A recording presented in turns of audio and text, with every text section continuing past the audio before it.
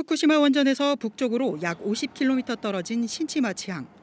15살부터 뱃일을 시작한 오노 씨가 그물을 손보며 출항 준비를 합니다. 일본 정부가 내일 후쿠시마 오염수를 방류하기로 발표한 뒤 일이 손에 잘 잡히지 않는다고 합니다. 의미 공유하거든 아니네, 혼돈이. 이만한 시대에 의미 나가서라도 아래네도. 하지만 바다에 안 나갈 수도 없습니다.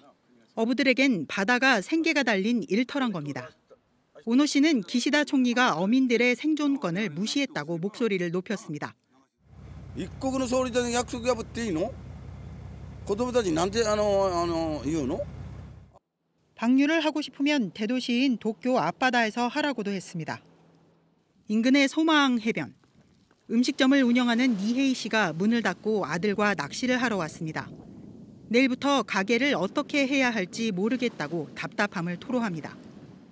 あれだけはやってほしくないですね。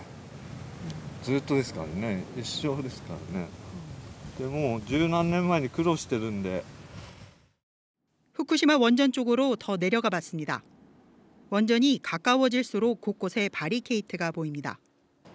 저는 지금 후쿠시마 원전에서 5km 떨어진 해변가에 나와 있습니다. 원전 사고가 난 지 12년이 지났지만 아직도 귀한 곤란구역이라는 표시가 되어 있습니다. 한쪽에는 흉물로 변한 건물이 덩그러니 남아 있습니다. 제가 돌아본 후쿠시마현 원전 일대는 여전히 사람이 살지 못하는 그런 곳이었습니다. 오염수 방류에 반대하는 후쿠시마현 주민들은 조만간 방류 금지 소송을 내기로 했다고 일본 NHK가 보도했습니다. 네, 김연애 특파원. 오늘 일본이 한국을 배려해서 오염수 방류 시기를 늦췄다는 주장이 나오던데 이게 무슨 말입니까? 일본 요미우리 신문이 기시다 총리가 한국을 배려해서 오염수 방류일을 뒤로 미룬 것이라고 보도한 겁니다. 애초 지난 16일 이후 방류할 계획이었는데 공교롭게 한미일 정상회담이 그 직후인 18일로 잡히면서 우리나라를 배려할 필요가 생겼다는 주장을 한 겁니다. 요미우리 신문은 오염수 방류 전후로 한미일 정상회담을 하면 윤 대통령에 대한 한국 내 비판 여론이 커질 수 있다며 뒤로 미뤘다고 전했습니다. 그런데 일본 정부는 연초부터 올 여름 안에 방류한다고 여러 차례 밝혀온 만큼 8월인 이달한 방류는 기정사실이란 분위기였습니다.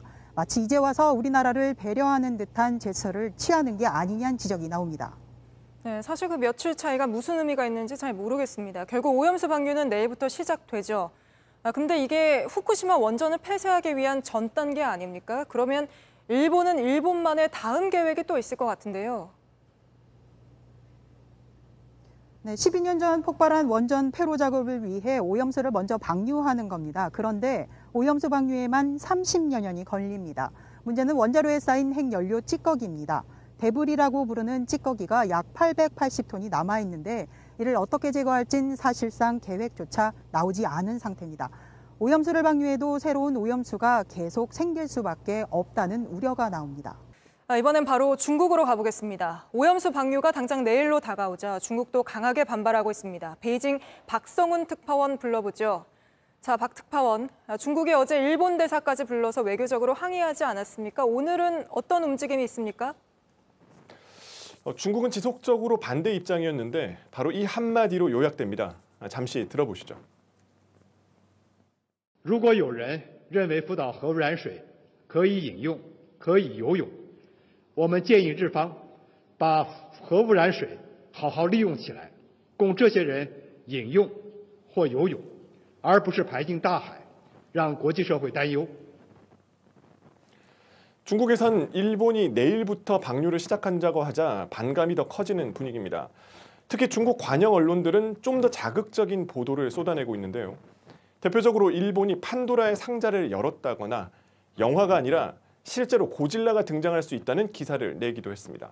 이 고질라는 방사능 피폭으로 탄생한 돌연변이 괴물로 일본 괴수 영화에서 유래했습니다.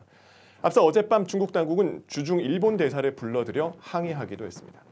네, 중국 내부에서도 많이 불안해하는 분위기는 실제로 있죠. 홍콩은 내일부터 그 일본 수산물 수입 통제에도 들어간다고요? 전 세계에서 일본산 수산물을 가장 많이 수입하는 곳이 중국과 홍콩이기 때문에 불안감이 더 크다는 게 현지 여론입니다. 먼저 홍콩이 직접적인 조치에 나섭니다. 들어보시죠. 基於預先防範嘅原則，特區政府會喺8月24日開始禁止源自東京。 중국은 지난달부터 일본 수산물에 대해 전수 검사를 한다고 밝혔는데 규제 조치를 더 강화하려는 움직임을 보이고 있습니다. 또 홍콩 의회 의원들과 시민들이 합세한 시위도 곳곳에서 벌어지면서 일본 정부의 무책임성을 규탄했습니다. 네, 중국 상황 베이징 박성훈 특파원이 전해드렸습니다. 우리 국민들은 앞으로 수산물 마음 놓고 먹어도 되는지, 정말 방사능 걱정 안 해도 되는 건지 걱정이 큽니다. 그런데 저희가 확인해 보니 당장 수산물 방사능 검사를 할 장비가 여전히 부족한 걸로 드러났습니다. 2달 전 너무 적다는 지적을 받고 정부가 많이 늘리겠다고 했었는데 고작 7대 늘어난 겁니다. 강다현 기자가 취재했습니다. 수협에서 운영하는 수산식품연구실입니다. 연구원이 곱게 갈린 고등어를 냉장고에서 꺼내 검사실 안으로 가져갑니다. 군대 급식소에 들어갈 이 고등어는 먹어도 안전한지 검사를 받기 위해 이 기계에 들어갑니다. 세슘이나 요오드 등 방사능 물질이 들어있는지 살펴보기 위해서입니다. 보통 검사는 3시간 정도 걸리는데 방사능 물질은 검출되지 않았습니다. 올해 500건의 검사를 진행하려고 예정했었는데 아마도 훨씬 많이 늘어날 것 같습니다. 이곳은 최근 정부가 추가로 지정한 민간 검사기관입니다. 수산물 검사 장비가 부족하다며 민간 업체의 도움을 받기로 한 건데 이곳을 포함해 지금까지 총 2대를 더 늘렸습니다. 하지만 예산 등의 문제로 빨라야 내년 초부터 정부의 검사 의뢰에 투입될 수 있습니다. 정부의 방사능 검사 장비 도입도 더딥니다. 인근 바다에서 잡혀 바로 위판장으로 온 수산물을 유통 전에 검사하는 건 상당히 중요한 일입니다. 지난 6월 정부는 방사능 검사를 할 수 있는 장비가 고작 29대라는 지적을 받고 이를 43대까지 늘리겠다고 했습니다. 2달이 지난 지금 아직 7대 늘었습니다.